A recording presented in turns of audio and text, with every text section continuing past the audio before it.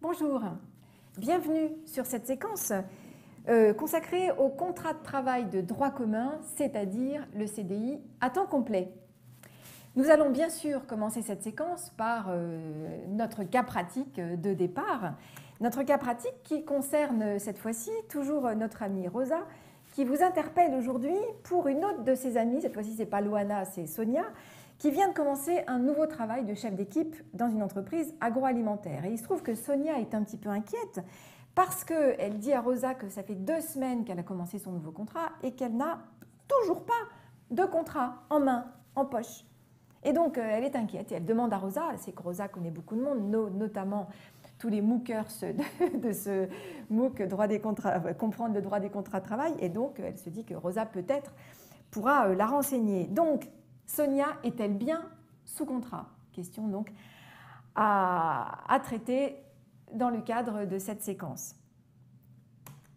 Alors le principe est posé à l'article L 1221.2 du Code du travail. Je ne vais pas vous citer souvent du Code du travail, mais c'est quand même là la référence. Qu'est-ce qu'il nous dit, ce fameux L 1221.2? Il nous dit que le contrat de travail à durée indéterminée, donc le fameux CDI, est la forme normale et générale de la relation de travail. C'est donc ce contrat qui doit normalement être conclu, sauf lorsque l'employeur justifie d'un autre contrat de travail, comme par exemple lorsque l'employeur est sur un besoin de remplacement temporaire d'un salarié absent, et donc dans ce cas-là, il pourra effectivement recourir au CDD de remplacement ou bien au contrat d'intérim de remplacement. Mais en dehors de ces cas qui sont des exceptions, la forme normale d'embauche, c'est le contrat à durée indéterminée à temps plein.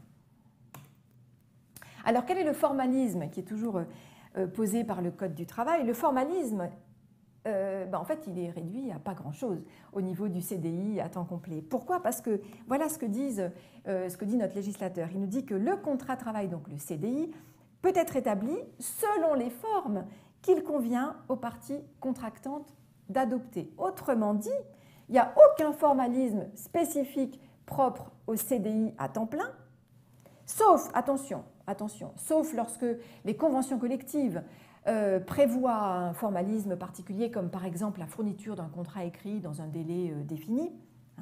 Mais au niveau du Code du travail, il n'y a aucun délai particulier, aucun formalisme, sachant que, vous l'avez bien compris, ou peut-être que vous l'avez déduit, l'absence d'écrit ne signifie pas qu'on n'a pas de contrat. L'absence d'écrit signifie qu'on est bien embauché en CDI. Concrètement, le contrat de travail en tant que papier n'est pas obligatoire. Le fait de commencer à travailler dans une entreprise et de ne pas avoir ce fameux bout de papier en main ne veut pas dire qu'on n'est pas sous contrat, il veut dire au contraire qu'on est sous contrat. Et sous quelle forme de contrat? Eh bien sous le contrat à durée indéterminée à temps plein. Alors tout de même, on a un délai pour transmettre un écrit au salarié. L'employeur doit le transmettre normalement dans les 2 mois qui suivent son arrivée, et ça relève d'une directive de 1991, directive européenne. Je vous renvoie à notre séquence sur les sources du droit du travail, sur l'importance donc du droit européen dans notre droit interne. Alors, quels sont les éléments essentiels du contrat qui doivent être écrits et qui doivent figurer donc dans ce fameux écrit que l'employeur doit transmettre au salarié dans les 2 mois? Dans cet écrit, tout de même, je ne vous l'ai pas précisé, ce n'est pas forcément un contrat, ça peut être tout simplement des éléments qui figurent sur la feuille de paye du salarié. Donc dans ces clauses principales, on a l'identité des parties, donc le nom de l'employeur, le nom du salarié, la date d'engagement, donc la date à laquelle le contrat de travail a commencé, la fonction, la qualification du salarié, les horaires du salarié, ainsi que sa rémunération. Dans quelle langue le contrat doit-il être écrit? Alors le Code du travail nous donne quelques précisions. Normalement, le contrat de travail doit être rédigé en français. Par contre, lorsque le salarié est étranger et que le contrat est fait par écrit, le salarié peut demander que son contrat soit traduit dans sa langue d'origine. Alors, ce n'est pas une obligation pour l'employeur de le faire d'emblée, mais si le salarié le lui demande, effectivement, l'employeur devra faire traduire son contrat donc, dans la langue du salarié.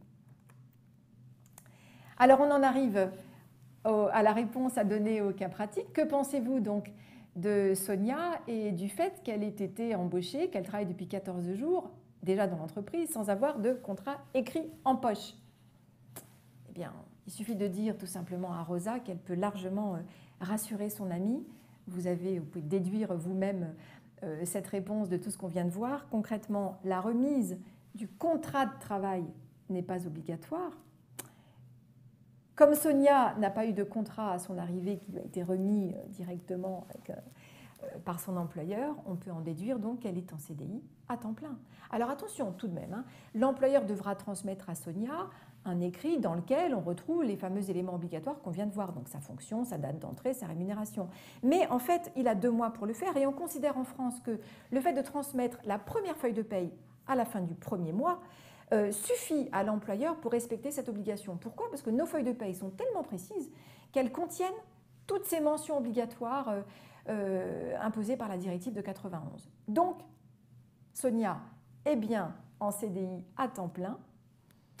Elle devra avoir tout de même un écrit de son employeur, mais probablement la feuille de paye qui lui sera donnée à la fin du mois suffit. Maintenant, attention, oui, vous le voyez sur la diapo, il faut quand même dire à Sonia que le fait d'être embauchée avec un contrat de travail qui ne fait pas l'objet d'un écrit qui lui est donné immédiatement à son arrivée, fait que Sonia est embauchée donc sans période d'essai. Mais ça, on en reparlera dans une autre séquence.